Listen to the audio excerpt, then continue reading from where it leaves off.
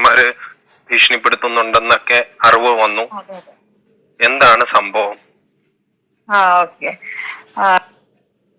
അതായത് ഇദ്ദേഹം ചെയ്ത തെറ്റുകളൊക്കെ മനസ്സിലാക്കിയിട്ടാണോ അതോ ഇദ്ദേഹത്തിന് എന്തോ അത് റെക്കോർഡ് ചെയ്തിട്ട് വേറെ രീതി ഉപയോഗിക്കാനൊന്നും എനിക്കറിയത്തില്ല. ഇന്നലെ ഒരു നമ്പറിൽ നിന്ന് എന്നെ വിളിച്ചു. ഇങ്ങനെയാണോ മെനഞ്ഞാന്നാണ്, ഞാൻ കറക്റ്റ് ആയിട്ട് ഡീറ്റെയിൽ നോക്കിയിട്ട് പറയാം. എന്നോട് ഇങ്ങനെ സോളമൻ പാസ്റ്ററാണ്, പിന്നെ ഞാൻ എന്തെങ്കിലും ചെയ്ത് എന്റെ ഭാഗത്ത് നിന്ന് മിസ്റ്റേക്ക് കൊണ്ട് എന്നോട് ക്ഷമിക്കണം രീതിയിൽ ക്ഷമ ചോദിച്ചുകൊണ്ടുള്ള ഫോൺ കോൾ ആയിരുന്നു.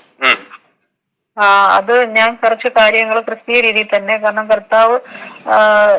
കർത്താവിനെക്കാട്ടിലും വലിയ ഒരാളാണെന്നുള്ളൊരു ഭാവത്തിലും, പിന്നെ സ്ത്രീകളോടും കുഞ്ഞുങ്ങളോടും ഒക്കെ വളരെ അപമര്യാദയായിട്ട് പെരുമാറുന്ന ഒരു ക്രൂരമായ ഒരു മൃഗത്തിന്റെ സ്വഭാവത്തോടുകൂടിയാണ് ഇദ്ദേഹം പെരുമാറുന്നത്. അതും ഞാൻ ലൈവായിട്ട് കണ്ട ഒരു വ്യക്തി ആയതുകൊണ്ടാണ്, എനിക്ക് നേരിട്ട് അനുഭവിച്ചുകൊണ്ടാണ് ഞാനത് പറയുന്നത്. കാരണം എനിക്ക് ആ വ്യക്തിയെ മുൻപരിചയമോ അല്ലെ നേരത്തെ മുതലേ പരിചയങ്ങളോ ഒന്നും എനിക്കില്ല.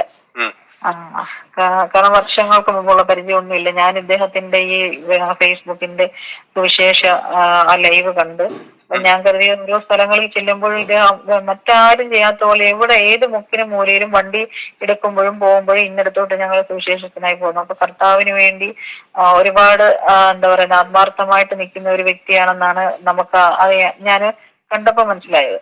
പക്ഷെ അടുത്ത് ഇദ്ദേഹം നമ്മുടെ ജില്ലയിൽ വരികയും നമ്മുടെ ദേശത്ത് വരികയും ഒക്കെ ചെയ്തപ്പോഴാണ് ശരിക്കും ഇദ്ദേഹത്തിന്റെ ആത്മീയ കാപട്യ മുഖങ്ങൾ എനിക്ക് മനസ്സിലായത്. കാരണം ഇദ്ദേഹം ഒരു ബിസിനസ് ആണ് ചെയ്യുന്നതെന്നും ഇത് ശരിക്കും അദ്ദേഹത്തിന് മറ്റ് എന്താ പറയുന്നത് വിദേശത്തെ ജോലികളോ അല്ലെങ്കിൽ മറ്റുള്ള നമ്മുടെ ഗവൺമെന്റ് തലങ്ങളിലുള്ള ജോലികളോ ഒന്നും അദ്ദേഹത്തിന് ഇല്ല. അപ്പൊ അദ്ദേഹം ഈ കർത്താവിന്റെ നാമത്തില് എന്താ പറയുന്ന ഒരു ബിസിനസിന് വേണ്ടിയിട്ട് ഇദ്ദേഹം ഇറങ്ങിയതാണെന്ന് എനിക്ക് കൃത്യമായി അത് ബോധ്യപ്പെട്ടു. കാരണം എന്റെ അടുത്ത് പൈസകൾ ചോദിക്കുകയും പുള്ളി വന്നതിന് ശേഷം 1 ലക്ഷം രൂപ എടുത്ത് എനിക്ക് ചെലവായി. കാരണം ഒരു 3 days മാത്രമേ നിന്നുള്ളൂ നമ്മുടെ ദേശത്ത്.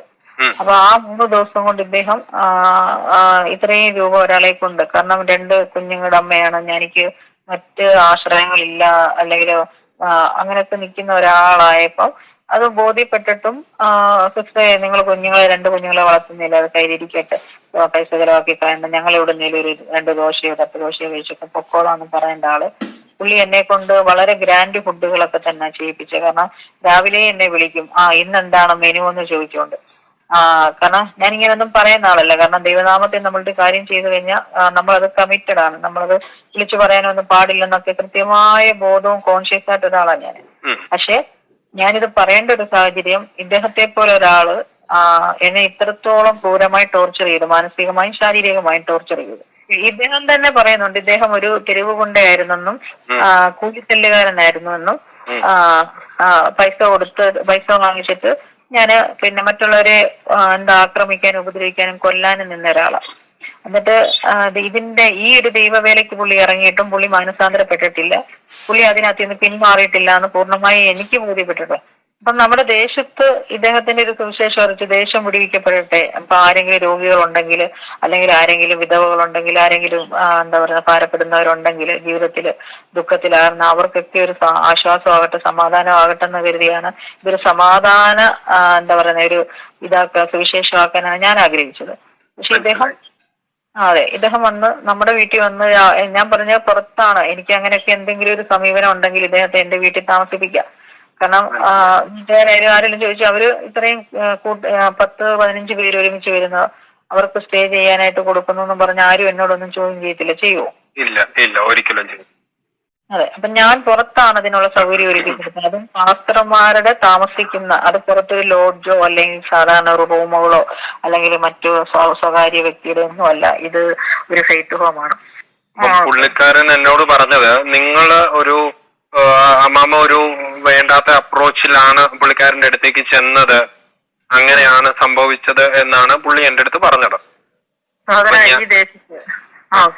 ഈ ദേശത്ത് എത്രയോ ദേവദാസന്മാരുണ്ട്. അല്ലെന്നുണ്ടെങ്കിൽ നമ്മള് വർക്ക് ചെയ്യുന്ന അന്തരീക്ഷത്തില് എന്തുമാത്രം പുരുഷന്മാരുണ്ട്. ഇവരെ ഒന്നുമില്ലാതെ ഞാൻ പൈസ മുടക്കി ഇദ്ദേഹത്തെ ഈ ദേശത്ത് കൊണ്ടുവന്ന് എനിക്ക് മോശമായി പെരുമാറാൻ വേണ്ടിയാണോ ഞാൻ കൊണ്ടുവന്നത്? ജനം വിടിവിക്കപ്പെടാനും ജനത്തിനൊരു പ്രാർത്ഥന ഇങ്ങനെ നിന്നും കിട്ടുമെന്ന് കരുതിയാണ് ഞാൻ കൊണ്ടുവന്നത്.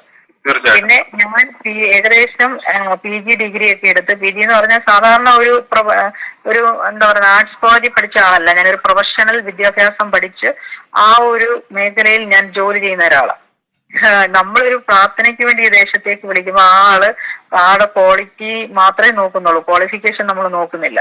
നല്ല ഡിഗ്രിക്കാരനായിരുന്നോ MA കാരനാണെന്നോ നല്ല നോക്കുന്നത്. ദൈവം ആ മനുഷ്യനെ ഉപയോഗിക്കുന്നുണ്ടല്ലോ, ദേശങ്ങളിലൊക്കെ സുവിശേഷം അറിയിക്കുന്നുണ്ടല്ലോ, ദൈവനാമത്തിലാണ് ഞാൻ വിളിച്ചത്. അപ്പൊ ആ ദൈവനാമത്തിൽ വരുമ്പം അവരെ പട്ടിണി കിട്ടുമെന്ന് നാളെ ഒരു അലിഗേഷൻ ഉണ്ടാകരുത്. അതുകൊണ്ടാണ് എനിക്ക് ഹോട്ടലിൽ നിന്ന് വേണമെങ്കിൽ ഫുഡ് വരുത്തി കൊടുക്കാം, ഇതൊന്നും ഞാൻ ചെയ്യാതെ ഇദ്ദേഹം എന്റെ അടുത്ത് അതിരാവിലെ വിളിച്ചു ചോദിക്കും. രാവിലെ അറിയണം എന്താണോ ഫുഡ്, ഏത് ഐറ്റം ആണോ അതാണോ, ഉച്ചയ്ക്ക് എന്താണ്, രാവിലെ എന്തൊക്കെയുണ്ടോ, ഇതെല്ലാം അറിഞ്ഞും ചോദിച്ചും കണ്ടു എന്നെ കൊണ്ടിട്ട് അടുക്കളയിലിട്ട് നല്ലപോലെ ജോലി ചെയ്യിപ്പിച്ചു. ശരിക്കും പറഞ്ഞാൽ നമ്മളൊരു അടിമവേലക്കാരിയാണ്. ഇതെപ്പോഴാണ് ഈ സംഭവം നടക്കുന്നത്? അത് ഒരു 8, 9, 10 തീയതികളിലാണ്.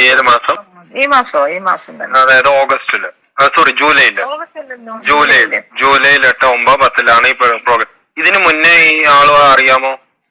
ഇതിനു മുമ്പ് ഇദ്ദേഹത്തെ എനിക്ക് അറിയത്തില്ല. ഞാൻ ഇങ്ങനെ ഫേസ്ബുക്കിലൊക്കെ ഇങ്ങനെ ലൈവ് പോകുന്നൊക്കെ കണ്ടിട്ടുണ്ട്. ഞാന് അദ്ദേഹത്തിന് ഞാനൊരു എന്താ പറയാ പേഴ്സണൽ മെസ്സേജുകൾ ഇടുകയോ ഈ ഫേസ്ബുക്കില് ഇതൊന്നുമില്ല. ഞാൻ ഈ നമ്പറിൽ കണ്ടു ഫേസ്ബുക്കിൽ ലൈവ് പോകുന്നു. എന്റെ അന്നേരം തന്നെ വിളിച്ചു, ഇന്നതുപോലെ വരാമോന്ന് ചോദിച്ചു. അപ്പൊ പറഞ്ഞു, സിസ്റ്റർ ഞങ്ങൾ വേറൊരു ദേശത്താണ്, ഉടനെ തന്നെ നമ്മളിവിടെ നിന്നെല്ലാം പ്രതി കെട്ടി അങ്ങോട്ടാണ് വരുന്നെന്ന് പറഞ്ഞു. അപ്പൊ വരുന്നതിന് മുമ്പ് തന്നെ 2500 രൂപ പെട്രോളിനോ എന്തോ പോലീസ് സാങ്ഷൻ രണ്ടത്തിന് ഇട്ട് കൊടുക്കാൻ പറഞ്ഞു. അതിട്ട് കൊടുത്തു. അത് കഴിഞ്ഞ് വന്ന് ആദ്യത്തെ ദിവസം തന്നെ എന്നോട് വീണ്ടും പൈസ ചോദിച്ചു. ഇത്രയും വണ്ടികളൊക്കെ ഉള്ളതാ, ഇത്രയും ആൾക്കാരുള്ളതാ, പിന്നെ അവർ ഫുഡല്ലേ ഇവിടാണ്, അക്കോമഡേഷനും നിങ്ങൾക്ക് റെഡിയാക്കിയിട്ടുണ്ട്. അപ്പം ബാക്കി എക്സ്പെൻസ് ഒന്നും എക്സ്ട്രാ വരുന്നില്ല. പിന്നെ ഇവരെല്ലാരും ബ്രദറിനോട് പറയാൻ വേണ്ടിയിട്ട് നമ്മളിപ്പോ രാവിലെ പ്രാർത്ഥന എല്ലാം കഴിയുമ്പോൾ ഉച്ചയ്ക്ക് വീട്ടിൽ വരുമ്പോൾ ഇവർക്ക് റെസ്റ്റ് എടുക്കാൻ ഞാൻ ഫെയ്ത്ത് ഹോം റെഡിയാക്കിയിട്ടുണ്ട്. ഇവർക്ക് അവിടെ പോയി ഇവിടുന്ന് ആഹാരം ഇവിടുന്ന് കഴിച്ചിട്ട് അവിടെ പോയി ഇവർക്ക് റെസ്റ്റ് എടുക്കാം. 2 മണി മുതൽ ഒരു 3 മണി വരെ റെസ്റ്റ് എടുക്കുക. എന്നിട്ട് 1 മണിക്കൂർ ഞങ്ങൾ പോയി റെസ്റ്റ് എടുത്തിട്ട് വരാം. അവിടെ പോയി പുള്ളിക്ക് ഷർട്ട് അഴിച്ച് കിടക്കുവോ, എന്ത് വേണേലും ചെയ്യാം. പക്ഷെ ഇവിടെ വന്ന് ഈ 2 പെൺകുഞ്ഞുങ്ങളും ഞാനിവിടെ താമസിക്കുന്നിടത്ത് പുള്ളിക്കാരൻ വന്ന ഉടനെ ഷർട്ട് ഊരി അങ്ങ് മാറ്റി. പുള്ളിക്കാരൻ എന്തെങ്കിലും കമ്മിറ്റ്മെന്റ് തന്നിട്ടുണ്ടായിരുന്നോ? പുള്ളിക്കാരന്റെ വൈഫ് വയ്യാതെ കിടക്കാണ്. അപ്പം ഞാൻ അറിഞ്ഞ ചില റെക്കോർഡിങ്ങുകളിൽ നിന്നൊക്കെ ഞാൻ കേട്ടതും അറിഞ്ഞതും ആയതുകൊണ്ടാണ് ഞാൻ അങ്ങനെ ചോദിക്കുന്നത്. പുള്ളിക്കാരൻ വല്ലതും പറഞ്ഞായിരുന്നോ ഈ പുള്ളിക്കാരി മരിച്ചു കഴിയുമ്പം നമ്മൾ എന്ത് ചെയ്തോളാം, വിവാഹം കഴിച്ചോളാമെന്നോ അല്ലെങ്കിൽ അങ്ങനെ എന്തെങ്കിലും പറഞ്ഞ് പുള്ളിക്കാരൻ മിസ്യൂസ് ചെയ്യുവോ, അങ്ങനെ എന്തെങ്കിലും ചെയ്തോ? അതിന് ഈ 3 days എന്ന് പറയുമ്പം ശരിക്കും ഞങ്ങള് എല്ലാരും കൂടെ പോകുന്നത്. പിന്നെ പിള്ളേരെയൊക്കെ പുള്ളി പറഞ്ഞു വിടും. ആ സമയത്ത് എന്നോട് സംസാരിക്കും. പിന്നെ പുള്ളി നിരന്തരം ഈ ഭക്ഷണത്തിന്റെ കാര്യം പോലും തിരക്കാനായിട്ട് ഇങ്ങനെ വിളിച്ചുകൊണ്ടിരിക്കുന്ന മനുഷ്യനെ എപ്പോഴും വിളിക്കുമല്ലോ. തീർച്ചയായിട്ടും. അപ്പോഴൊക്കെ പുള്ളി പറഞ്ഞ ഓരോ സമയത്തും പുള്ളിക്ക് കോള് വരുന്നുണ്ട്. അപ്പൊ പുള്ളി പറയാം എന്നോട് ഭയങ്കര വെപ്രാളമായിട്ട് പറഞ്ഞപ്പോ ആ വൈഫിന് തീരെ വയ്യ, വൈഫ് പിന്നെ മരിക്കാറായി, കണ്ടോ വിളിക്കുന്ന കണ്ടോ, കോട്ടയത്ത് ചെന്നപ്പോ അവിടെ അഡ്മിറ്റ് ആക്കിയില്ല, അവിടുന്ന് തള്ളി, പിന്നെ മൗണ്ട് സിയോണിൽ അഡ്മിറ്റ് ആക്കാൻ എത്രയും രൂപ വേണം, അതിന്റെ പൈസ ഇല്ല. അപ്പൊ ഞാനത് കേട്ടപ്പോ നമ്മുടെ പാസ്റ്ററെ വിഷമിക്കണ്ട, കാരണം നമ്മളെ എന്നെ കൊണ്ടാകുന്ന പോലെ ഞാൻ സഹായിക്കാം.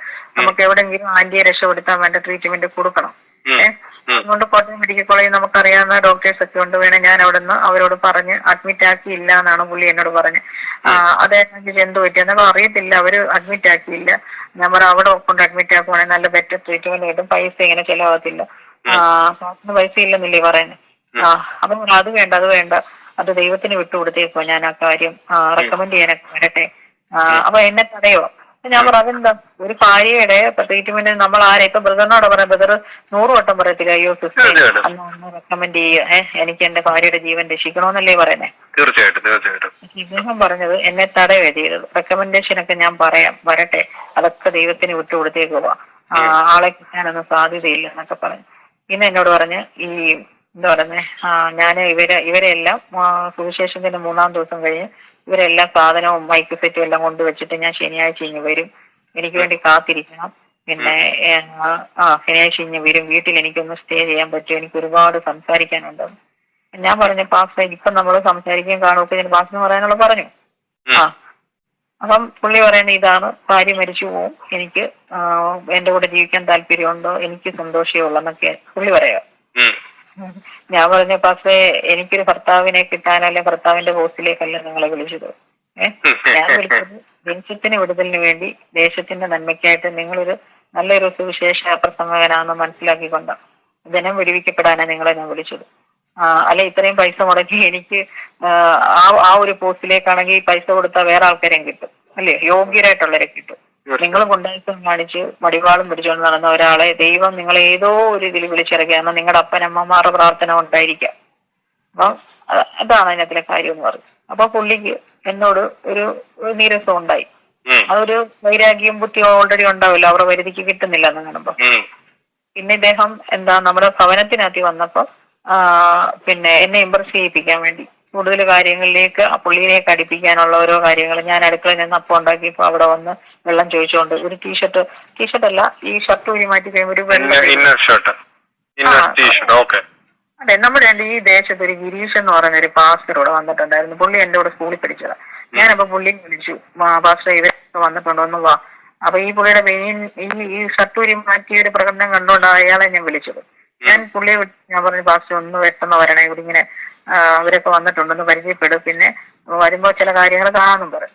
പുള്ളി ഇവിടെ വന്നപ്പോ കൃത്യമായിട്ട് ആ ഗിരീഷ് പാസ്റ്റർ പറയണമല്ലോ, പുള്ളി സാക്ഷിയാ. കാരണം ഈ ബനിയന് വിട്ടുകൊണ്ട് ഇദ്ദേഹം ഇതിനകത്ത് കിടക്കുവാണ് പുള്ളി വരുമ്പോ. പുള്ളി അത് ലൈവായിട്ട് കണ്ടിട്ട് പോയാളാ. പേഴ്സണലി നിങ്ങൾക്കത് ബുദ്ധിമുട്ടുമായി. പിന്നെ തീർച്ചയായിട്ടും കുഞ്ഞുങ്ങൾ വന്ന് എന്നോട് ചോദിച്ചു, അമ്മ ഈ അങ്കിൾ എന്താ ഇങ്ങനെ കിടക്കുന്നു, ഈ അങ്കിൾ എന്താ ഇങ്ങനെ. ബാക്കി എല്ലാവരും പുരുഷന്മാരെ നിങ്ങളും കണ്ടിട്ടുണ്ടല്ലോ. വന്ന പിള്ളേരൊക്കെ കൊച്ചു പിള്ളേർ, അവര് കൊച്ചു പിള്ളേരെ 10-25 വയസ്സുള്ള ആരോഗ്യമുള്ള പിള്ളേരെ വന്നേക്കുന്നത്. പിന്നെ എന്താ പറയുന്ന മറ്റേ പാസ്റ്റർമാര് വന്നിട്ടുണ്ട് കോട്ടയത്തു നിന്ന്. അവരൊക്കെയും എല്ലാവരും അവരൊക്കെ എത്ര മാന്യമായിട്ടാണ് പെരുമാറിയത്. എന്നാൽ അവരുടെ ഒന്നും പേരെന്താ പറയുന്നത്? അല്ലെ അവരൊക്കെ ഇങ്ങനെ ബിഹേവ് ചെയ്തു, മിസ്ബിഹേവ് ചെയ്തു എന്ന് ഞാൻ പറഞ്ഞില്ലല്ലോ. കാരണം ഇദ്ദേഹം ചെയ്ത ചതിയുണ്ട്. ഇത് മാത്രമല്ല, ചതിക്കുക, വഞ്ചിക്കുക, ക്രൂര പീഡനങ്ങള്, കൊല്ലുമെന്ന് പറഞ്ഞു, എന്തെല്ലാം ഇതിന്റെ ഇടയിൽ നടന്നെന്നറിയാം.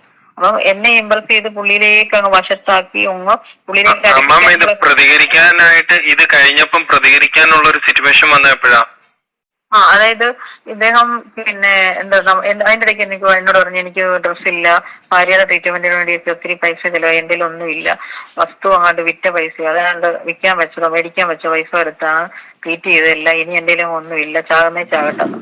അപ്പൊ ഞാൻ അങ്ങനെ പറയരുത്, ആന്റി ദൈവം രക്ഷ കൊടുത്തു, അതിനില്ലേ ഞങ്ങളെല്ലാം പ്രാർത്ഥിക്കാന്ന് പറഞ്ഞു. അപ്പൊ പുള്ളി പറഞ്ഞു, എനിക്ക് അതുകൊണ്ട് ഡ്രസ്സൊന്നുമില്ല, കണ്ടിട്ട് ഞാൻ ഇട്ടേക്കുന്ന ഷർട്ടും മുണ്ടൊക്കെ കണ്ടിട്ട് എന്ന് വാങ്ങിച്ചാന്നറിയോ. അപ്പൊ എനിക്ക് കഷ്ടം തോന്നി അത് കേട്ടപ്പോ.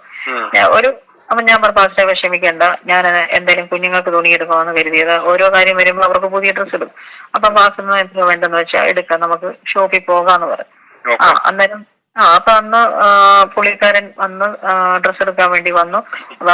ഒരു മിനിമം 2 നോക്കി എടുക്കാം. പുള്ളി 4 ഷർട്ടാണ് എടുത്തത്, 5 ഷർട്ട്. ഒരെണ്ണത്തിന് 2000 രൂപ ഇതോ വരുന്നത്. പിന്നെ വാട്ടർ ബോട്ടിൽ വേണമെന്ന് പറഞ്ഞ് കുഞ്ഞുങ്ങൾക്ക് ഞാൻ വാട്ടർ ബോട്ടിൽ മീൻസ് ഈ ബോട്ടിലുണ്ടല്ലോ നമ്മുടെ, അതായത് 450 രൂപ വരുന്നത്. അപ്പൊ അത് പിള്ളേർക്ക് എടുത്തപ്പോ പുള്ളിക്കും വേണം. ഓക്കെ, അത് എടുത്തോളാം പറഞ്ഞു. പിന്നെ സ്പ്രേ ഞാൻ ഞങ്ങൾക്ക് വേണ്ടി ഫാമിലിക്ക് വേണ്ടി എടുത്തപ്പോ പുള്ളിക്ക് സ്പ്രേ വേണമെന്ന് പറഞ്ഞു. ഓക്കെ, വാങ്ങിച്ചോളാം പറഞ്ഞു. പിന്നെ പുള്ളി കൂടെ വന്ന ആള് താഴെ നിൽക്കുക. അപ്പം പുള്ളി എന്നോട് പറഞ്ഞു, അവൻ കയറി വരുമെന്ന് പറഞ്ഞോന്ന് ചോദിച്ചു. അപ്പൊ കേറുമ്പോഴേ എന്റെ കൈ പിടിച്ചോണ്ടാ കയറുന്നേ കടയില്. അപ്പൊ എന്തായാലും ആ കടയുടെ ദൃശ്യങ്ങളൊക്കെ കാണുമല്ലോ. അപ്പൊ മറ്റുള്ളവർ കാണുമ്പോ ഒരു ഹസ്ബൻഡും വൈഫ് കൂടെ വരുന്ന പോലെ. അപ്പൊ അത് കഴിഞ്ഞ് ഈ ഷർട്ട് എടുക്കാൻ നേരെ നിൽക്കുമ്പോഴും അങ്ങനെ തന്നെ ഓരോ കാര്യങ്ങൾ. പിന്നെ അത് കഴിയുമ്പോ മേളിൽ വന്ന് നമ്മള് നിന്നപ്പം ഈ പുള്ളി പെട്ടെന്ന് എന്നോട് പറഞ്ഞു, ഞാൻ താഴെ പോയി അവനെ നോക്കട്ടെ, അവൻ കയറി വരുന്നോ നോക്കട്ടെ. അപ്പൊ എന്തെങ്കിലും ഒരു കള്ളത്തരമില്ലെങ്കിൽ താഴെ നിൽക്കുന്ന ആൾ കയറി വരണമെന്ന് പോയി നോക്കേണ്ട കാര്യമുണ്ടോ ബ്രദറെ? ഒരു കാര്യമില്ല. ഈ പുള്ളി ആ സ്റ്റാൻഡിൽ എങ്ങനെ നിന്നാ പോരെ? പുള്ളി വേറെ വിഷയങ്ങളൊന്നും ഇല്ലെങ്കിൽ. ഞാൻ പറഞ്ഞ പാസ്റ്റ് ഇത്ര വെപ്രാളം കാണിക്കുന്നതിന് വരുന്നെങ്കിൽ കയറി വരട്ടെ. ഞാനിവിടെ ഈ ശരിക്കും പറഞ്ഞ ഒരു 40,000 രൂപയുടെ ഡ്രസ്സ് എടുത്ത് ഞാൻ നിയർ ബൈ 40,000. അപ്പൊ ആ സമയങ്ങളിൽ ഇദ്ദേഹം എന്ത് ചെയ്തു? വെപ്രാളപ്പെടുക, നമ്മുടെ അടുത്ത് വന്ന് തൊടുക, പിടിക്കുക, ബാക്കി തട്ടുക, ബ്രസ്റ്റ് പിടിക്കുക, ഇതൊക്കെ അവിടെ വെച്ച് നടന്നു.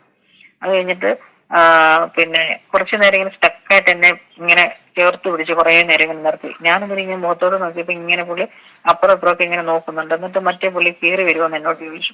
ഞാൻ പറഞ്ഞു, എന്നോട് പറഞ്ഞത് അവിടെ നിൽക്കുവാന്ന് പറഞ്ഞത്, എന്താ കാര്യം? ഞാൻ പോയി നോക്കിയിട്ട് വരട്ടെ അവനെ എന്ന് പറഞ്ഞു. അത് കഴിഞ്ഞപ്പോ ഇദ്ദേഹം പിന്നെ അത് കഴിഞ്ഞപ്പോ അന്ന് വന്നപ്പോ മുണ്ട് വേണമെന്ന് പറഞ്ഞു. അവിടെ വെച്ച് തന്നെ അത് കായംകുളം നട റോഡിലൂടെയാണ്, കയ്യെ പിടിച്ചാണ് പോകുന്നത്.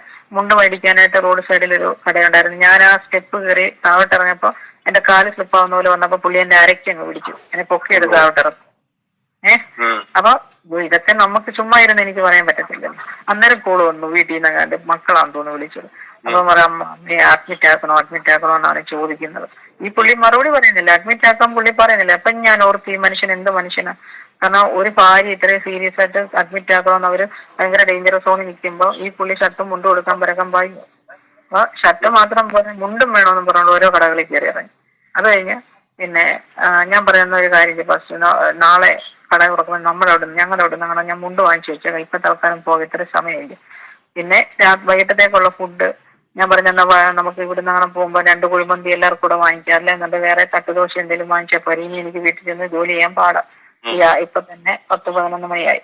പറയൂ അങ്ങനെ പറഞ്ഞാൽ പറ്റത്തില്ല. അല്ലെ മാങ്ങാച്ചാർ ഉണ്ടാക്കിയത് ഞങ്ങൾക്ക് ഒത്തിരി ഇഷ്ടപ്പെട്ടു. എനിക്ക് ആ വേറെ പ്രത്യേകം പാത്രത്തിൽ മാങ്ങാച്ചാറും എടുത്ത് ചപ്പാത്തി അപ്പൊ ഫുഡുമായിട്ട് വരണമെന്ന് പറയും. ഞാൻ പറയും ഇനി ചെന്ന് ചപ്പാത്തി ഉണ്ടാക്കാൻ പറ്റുള്ളൂ, പിന്നെ കറികളൊക്കെ ഉച്ചയ്ക്ക് അത് മതിയെന്ന് ചോദിച്ചു. അത് മതിയെന്ന് പറയും. അങ്ങനെ അപ്പൊ ഒരു 11 മണിയൊക്കെ കഴിഞ്ഞപ്പോഴാണ് നമ്മുടെ വീടിന്റെ മുന്നിലെല്ലാം CCTV ക്യാമറ എല്ലാ വീടുകളിലും ഇപ്പൊ ഇല്ലേ ബ്രദറെ. ഈ വരുന്നതും പോകുന്നതും ഈ ഞങ്ങളുടെ ദേശത്തൂടെ നടക്കുന്നതും എല്ലാ ആൾക്കാരും കണ്ടതാ. ഇതുങ്ങളോടൊക്കെ പിന്നെ നമ്മൾ പറഞ്ഞ അതൊരു വേറൊരു തലത്തിലോട്ടാവും. അതുകൊണ്ടാണ് ഞാൻ പിന്നെ ഇതിനകത്ത് കൂടുതൽ എവിഡൻസ് കളക്ട് ചെയ്യാനും അല്ലെ ക്യാമറ എടുത്ത് ദൃശ്യങ്ങൾ എടുക്കുന്നതൊക്കെ പറയാൻ പോകും.